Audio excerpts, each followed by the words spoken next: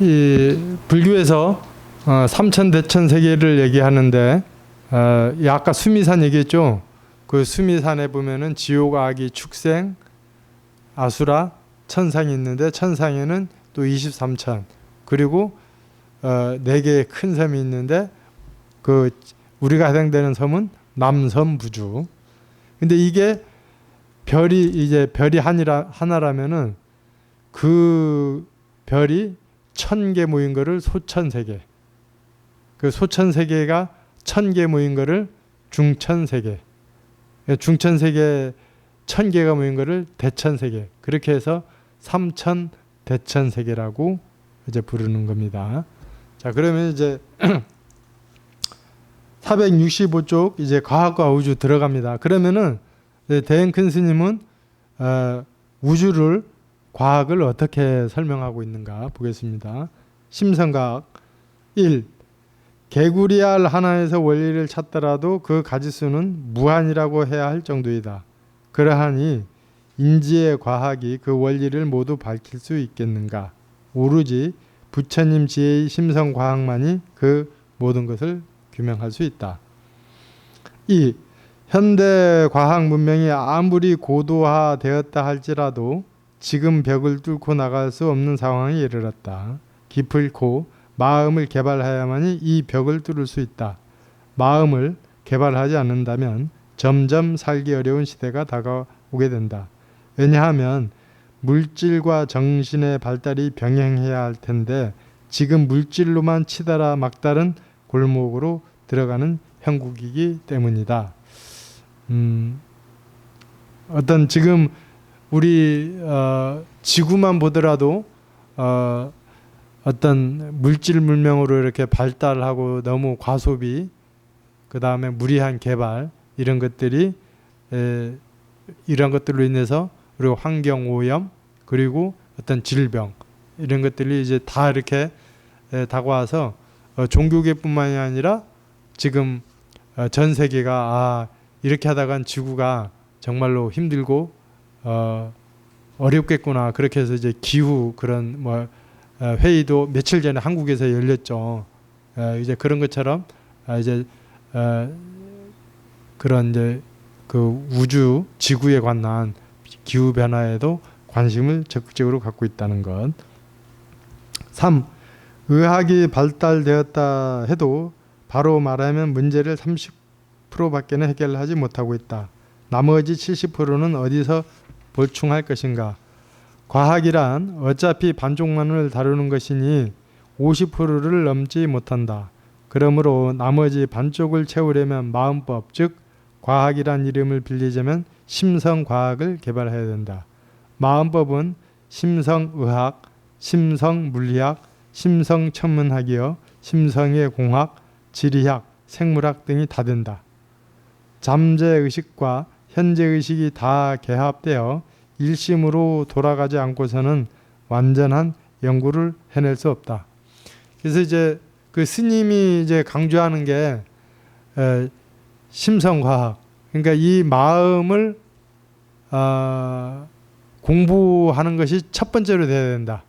쉽게 말하면은 모든 것이 이 주인공으로 인해 벌어진다. 불성으로 인해서 작용한다. 이것을 알고 나서 물리학을 하든 공학을 하든 지리학을 하든 사회학을 하든 모든 것이 이 마음에서 비롯된다는 것을 알아야 된다. 이런 이제 주장을 하였고, 그래서 벌써 한 30년 전에 35년 전에 심성과학원이라는 그런 단체를 만들어 가지고 이제 연구하고 그렇게 토론하게 하였습니다. 4.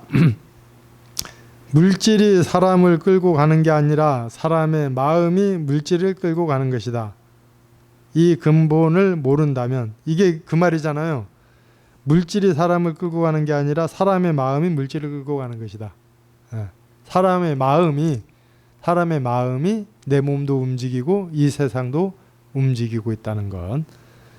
이 근본을 모른다면 물질 과학엔 한계가 있다. 그러기에 심성으로 되돌려 들어가야 한다. 각 분야의 과학의 바탕은 일체 마음으로부터 나오는 것이기에 아무리 많은 과학자들이 분야별로 다양하게 연구를 한다 해도 마음을 알아야만 계속해서 발전할 수 있다. 5. 과학의 힘은 무시할 수는 없겠지만 그러나 그것은 부처님 당시에 말씀해 놓은 것이나 지금 우리가 생활 속에서 마음으로 대처해 나가는 것이 일부분을 설명하고 증명하는 데 불과하다. 예. 자, 이런 지금 현대 과학에서 이렇게 주장하는 것들이 이렇게 거창하게 이제 보이는 세계, 그러니까 이 현대 과학은 보이는 세계, 지금까지는 보이는 세계의 그런 물질 과학을 얘기하고 있는데 이런 것은 한계가 있다는 것을 얘기하고 있습니다. 지금 육신무예를 해야 할 때가 아니다. 예를 들어 축지법을 배우지 않더라도 누구든 차를 타고 쉽게 빠르게 가고 싶은 곳에 갈 수 있기 때문이다. 예전에는 육신으로 한 시오리쯤 주름 잡아도 괜찮은데 지금은 어떻게 바쁜 세상인지 날아다녀도 더디다. 빛의 속도로 간다 해도 더디다. 그전과 지금을 비교해도 진리는 다 같은데 사람의 마음이 돌아가는 게 그만큼 빨리 돌아가니 시대도 발전하고 변천하는 것이다. 참된 무아란 지금 존재의 궁극이 원소 유전자의 그 이전을 찾아서 아는 것이다. 자, 이거에 관련해서는 이런 법문을 하셔요. 그러니까 시대가 빨리빨리 돌아가는 게 뭐냐 하면은 예전에 300년 해서 이렇게 변화될 것은 지금은 몇 년? 30년이면 그렇게 변한다. 그리고 앞으로 점점 갈수록 예전에 300년에 걸려서 변화할 것이 3년이면 변한다. 이제 그렇게 이 세상이 급속도로 이렇게 빨리빨리 이제 변화돼서 이제 돌아간다는 거죠. 예. 그러면서 이제 예전에는 이제 열심히 수행을 해서 신족통, 오신통에 신족통 있죠. 그렇게 해서 여기서 백두산 같이 간다. 그러면은 정말로 그래 신족통이 이렇게 필요했지만은 지금은 이 물질 과학이 엄청나게 빨라서 비행기라든가 KTX라든가 버스 이런 거를 통해서 얼마든지 이거를 구현해낸다 이거죠. 조금 뒤에 가서 다시 한번 요 오신통에 대해서 설명해 드릴게요. 7번 지금 아무리 과학자들이 많다 해도 우리가 어디서 와서 어디로 가는지 그것을 모르기 때문에 신비적인 일이라고 생각하지만 심성과학에서 보면 그것은 신비가 아니다. 현대 과학은 보이지 않는 영적인 세계를 몰라 50%를 넘지 못하는 반쪽 과학이라 마땅히 한마음법을 공부해야만 한계를 넘을 수 있다. 8. 이 세상에서 가장 빠르다는 빛도 마음보다는 빠르지 못하다. 그러므로 마음을 깨치게 되면 모를 것이 없고 닿지 못하는 데가 없다. 현대과학이 낳는 훌륭한 발명품들로도 부처님의 위대하신 법력은 짐작도 하지 못하는 바가 있다. 지금 현대과학은 맞닥뜨려 있는 한계도 마음의 신묘한 힘을 빌린다면 얼마든지 뛰어넘을 수 있을 것이다. 자, 예를 들어 마음을 깨친 이들에게 수성이나 화성, 목성, 금성 등을 가서 살펴본다는 게 그렇게 어려운 일이 아니다. 뿐만 아니라 불치병으로 분류되는 질병도 고치지 못할 바가 없고 차원도 4차원이 아니라 시공을 뛰어넘는 초차원의 경지를 넘나들 수 있다. 자, 이거는 이제 아까 얘기했지만 과학에서도 지금 몇 차원까지 얘기해요? 아까 봤는데 10차원까지 얘기를 하고 있죠. 네. 여기 불교에서도 그 9차원, 10차원을 이제 얘기를 이미 부처님 당시에도 그렇게 얘기하고 있다는 거죠. 그래서 이제 이 마음을 이렇게 깨달으면은 정말로 이렇게 수성이나 미국이나 이런 지구 안에 멀리 떨어져 있는 것뿐만 아니라 이 태양계에 있는 별, 그리고 이 태양계뿐만 아니라 그러니까 다른 우주까지 이렇게 넘나들면서 이렇게 볼 수 있다는 거예요. 그래서 대행 큰 스님께서는 직접 이런 그 자기가 수행을 해나가면서 우주에 그 치악산 사원사 했을 때 그 우주를 이렇게 그 공부하는 과정에서 그렇게 이렇게 직접 이렇게 다른 그 별성도 이렇게 직접 탐험을 하면서 그런 우주 공부를 했다고 그래요. 자, 계속하겠습니다. 부처님께서는 그런 일이 사람들을 미혹하게 할 뿐만 아니라 아무 이득이 없음을 아시고 조심하셨던 것뿐인가 한다. 마음의 힘을 간절하게 믿고 깨쳐 들어간다면 육안으로 포착되지 않는 영의 문제나 신의 문제까지도 자세히 살펴질 것이다. 마음법이야말로 무법 중의 무법이다.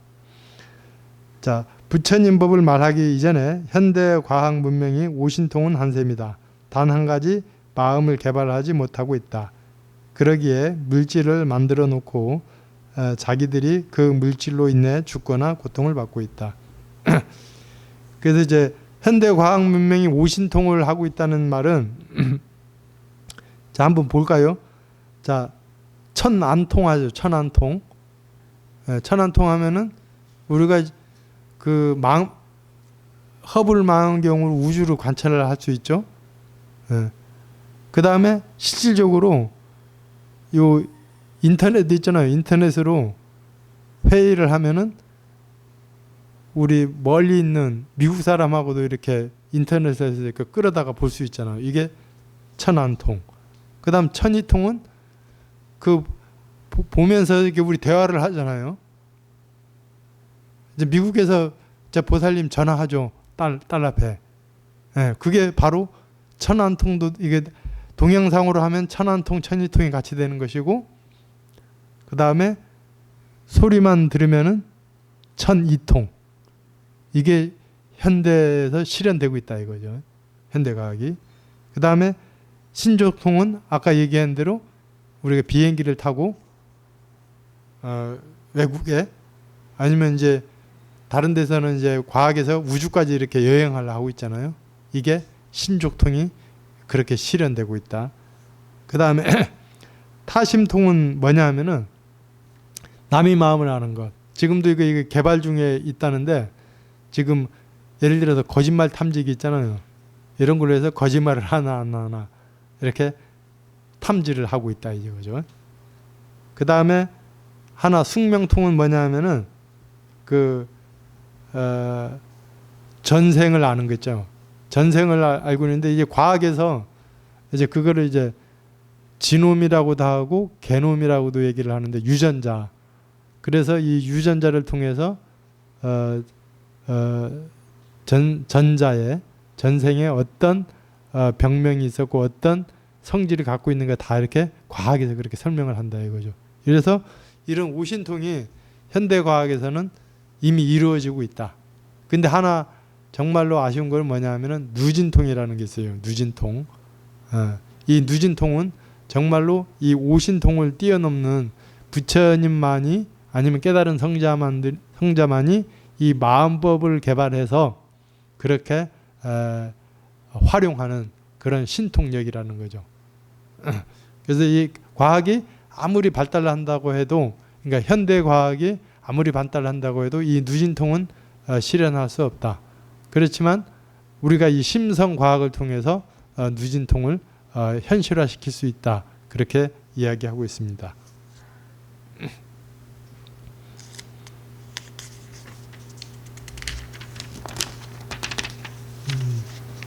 자, 10.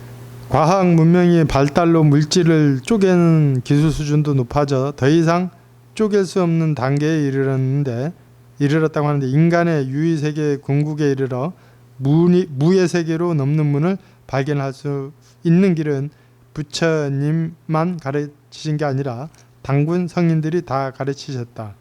숨을 들이쉬고 내쉬는 교차로에 삶과 죽음이 있듯이 물질 문명이 고도로 발달된 지금은 거꾸로 돌아서 정신계의 교차로를 넘어서야 한다. 그것은 마음돌이에 달려 있다. 자, 그 10번 그 처음에 보면은 과학 문명의 발달로 물질을 쪼개는 기술 수준도 높아졌다 하는데 그 우리 과학에서 그 원자라는 원자 있죠. 원자를 그 물질을 계속 쪼개다 보면은 최소의 물질이 이제 원자라고 이렇게 표현을 하는데 그래서 뭐 94원소, 뭐 몇 원소 하는데 우리 불교에서는 그냥 그거를 그 쉽게 지수 화풍으로 이렇게 나누기도 하는데 이 스님은 이제 그 원자라는 얘기를 쓰는데 원자가 이 보이는 그런 물질의 원자가 아니라 근본 에너지를 원자라고 그렇게 표현을 해요. 그래서 이 세계는 원자로 그러니까 에너지로 이루어졌다. 그래서 입자는 한 생각이 내는 거고 그다음 분자는 그것이 물질로 이렇게 이루어진다. 그렇게 설명을 하십니다. 자, 11번. 지금 과학자들이 외계인과의 전파 교신에 큰 기대를 걸고 있다고 하지만 우리는 물질 세계 50%를 가지고 장차 정신계로 내디디려는 교차로에 놓였으니 전파를 통해 외계인과 연락한 다음은 근본도리를 모르는 처사이다. 모름지기 나를 떠나서는 통로가 막혀 있으니 마음으로부터 나의 무선 전하를 가설해야 통로가 바로 트이고 연락이 된다. 그렇게 물리가 터지면 두루 보고 두루 들을 것이며 두루 파악할 수 있게 된다. 스스로 마음속의 통로를 알면 벽도 천장도 없으니 그대로 부처님의 평발이다. 자, 이 부분에 있어서 지금 그 UFO, 그러니까 비확인 비행 물체가 이렇게 어디에 떨어졌다. 그렇게 해서 이제 그 실질적으로 그 미국 같은 데서 그 정보기관에서는 외국의 생명체 있잖아요. 외국의 생명체를 실험을 한대요. 근데 아무리 그렇게 하려고 해도 이제 그게 정확한 답을 얻어내지는 못한다고 그래요. 근데 이제 이 큰 스님의 이론은 우리가 이 지구에 있는 생명체들만 서로 연결된 게 아니라 우주에 있는 다른 별에 있는 그 생명체들 있잖아요. 그 생명체들이 서로 이 마음을 통해서 교신을 할 수 있다. 그렇게 얘기를 해요. 네. 그렇게 해서 실질적으로 어떤 얘기까지 하시냐면은 앞으로는 그 우주인들하고 서로 교신을 해야 되는데 일반 사람들이 알아듣기 쉽게끔 컴퓨터 있죠. 컴퓨터를 통해서 그 번역을 그러니까 이 지구에 뭐 영어로 한다, 한국어로 한다 하면은 이거를 저기 우주인이 들을 수 있고 우주인이 한 얘기를 이 지구인이 들을 수 있게끔 그렇게 컴퓨터 개발을 해야 된다. 그렇게까지 얘기는 하셨어요. 제가 이제 본문을 들어본 바로는 그러니까 이제 이 우리가 지금까지는 우리가 지구 중심으로 살았잖아요. 근데 지금은 어떻게 이렇게 우리가 이제 넓게 생각해야 된다죠. 그래서 아까 얘기한 우리 불교에서도 보면은 이 욕계는 이 물질을 갖고 있는 세계예요. 몸도 근데 이제 색계는 빛과 빛 그런 것으로 사는 세계가 있고 무색계는 아예 빛조차도 없고 마음으로 사는 세계가 있다 이거죠. 그러니까 이제 그런 그 세계가 현대 과학에서도 지금 그렇게 이루어지고 있죠. 그래서 그 빛으로 사는 세계, 마음으로 사는 세계 그런 세계하고 통신을 하려면은 이 마음으로 들어가야만 된다. 그렇게 강조를 하고 있습니다. 자, 12번. 사람들은 인간의 처음 모습은 어땠으며 지구의 나이는 얼마나 되는가를 궁금해하는데 우리가 비록 태생이지만 몸속에 온갖 중생도 태생이던가 그림자 붙듯이 의식이 붙어 모두 화에서 나타난 것이다. 태어난 것이다. 그러나 이 껍데기를 벗는다 해도 죽는 게 아니며 생명이 여기에만 있는 게 아니라 별들에도 있으니 그대로 불성이라 생기고 돌아가는 이치가 같아서 이 우주를 한 회사라고 해도 과언이 아니다. 그러니 지구의 나이가 3살밖에 안 된다고 해도 틀린 말은 아니다. 열심히 공부해서 스스로 어디 살고 있고 어디를 그렇게 돌아다니는지 정체를 알아보라. 이게 여기에서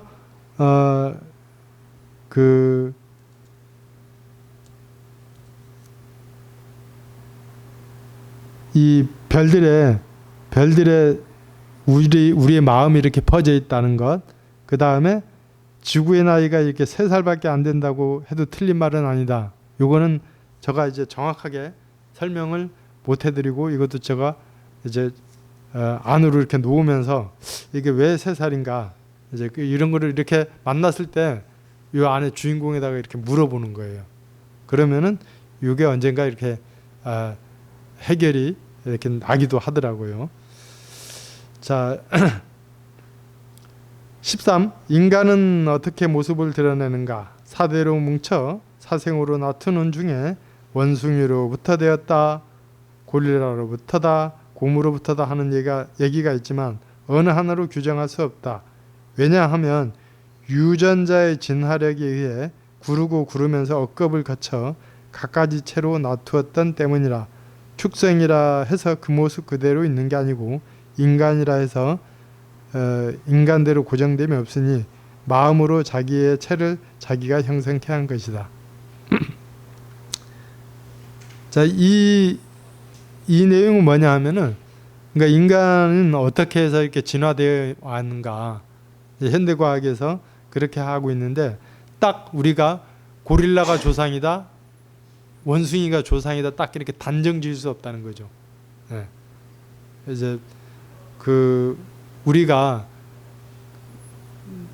이 모든 생명체들이 내 부모, 내 자식 아님이 없었다, 그런 얘기를 하는 내용이 우리가 윤회를 하면서 모든 인연들에게 이렇게 인연이 되었다, 그런 내용입니다. 그러니까 이 부분은 우리가 현대과학에서는 뭐 고릴라다, 원숭이다, 조상이다 딱 하나로 이렇게 지으려고 하는데 그것은 옳지 못하다. 왜냐하면 우리가 수많은 생을, 이제 스님의 뭐 불교에서도 그렇게 얘기할 수 있지만, 스님은 우리가 이 물고기에서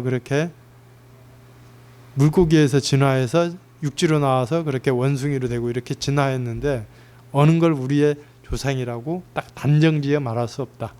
그렇게 얘기하고 있는 것입니다. 자, 마지막 이제 2개 더 하겠습니다.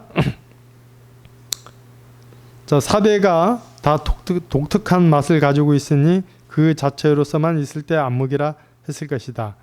그러다가 4대가 합쳐 공존케 되자 아니 닿는 게 없는 그 에너지, 공기 또는 향기와 같은 에너지에서 유전자가 탄생하여 온 우주로 확산되었을 것이다. 이거는 스님의 그 얘기인데, 이게 빅뱅이라는 겁니다. 이게 처음에 우주가 처음 시작할 때는 없었다가 한번 빅뱅이 이렇게 이 조건이 맞아서 빵 터지면은 이게 우주가 이렇게 탄생이 된다는 그런 현대과학에서 그렇게 말하는데, 스님은 이렇게 4대가 합쳐서 에너지, 그 에너지가 합쳐져서 온 우주로 확산되었다. 그리고 거기에서 생명체들이 수많은 별성의 체가 비로소 발생될 것이다. 동시에 유전자의 묘법이 차원대로 찰나찰나 나투며 돌아가게 되었을 것이다. 고로 사생이 벌어지고 진화력에 의한 유전이 시작될 것이다. 그러기에 지수화풍 4대가 뭉친 거기에 영원한 무전자의 능력, 이게 무전자의 능력이 불성이라고도 할 수 있고 주인공 한마음이라고 하는 거예요. 그 능력과 유전자의 묘용이 다 들어있는 것이다. 그러기에 물질 과학만으로는 전체를 알 수 없고 움직일 수도 없다고 하는 것이다. 15. 사람들은 법망이라는 것을 모르나 법망은 엄연히 있어서 법계의 허가 없이 우주선을 띄웠다고 할 때는 분명히 잘못되는 수가 있다. 그것은 과학만으로 해결할 수 없는 일이니 설사 과학으로 우주선을 허공에 띄울 수 있다 해도 마음법만이 문제점을 근본으로 해결할 수 있다. 자, 그래서 이제 이 부분은 지금 이제 선진국에서 우주를 이제 화성이나 목성 그런 별성에 이 우주선을 띄고 이렇게 연구를 하는데 그런 데서는 한계가 있다. 더 이제 이 마음 공부를 해서 그 마음 공부하고 이 물질 그러니까 유물을 합친 그런 연구 그런 개발이 됐을 때 진정한 심성과학이 될 수 있다. 그렇게 얘기하고 있습니다. 오늘 이제 심성과학 이 부분에 대해서 이거 많이 했네요 오늘.